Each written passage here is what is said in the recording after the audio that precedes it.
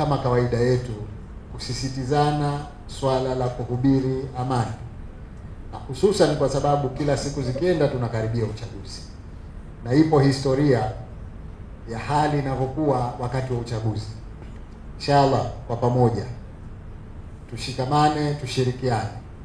Mashehe mpo na sauti zenu kubwa, kwa hivyo mimi ninapenda kukuombeni tuendelee na jambo hili, tuwahamasishe wananchi wetu kwamba amani ndio kila kitu, ndio msingi wa mambo mengine yote, iwe kwenye maendeleo, iwe kwenye maisha ya kawaida, iwe kwenye masuala ya dini na ibada. Kwanza amani.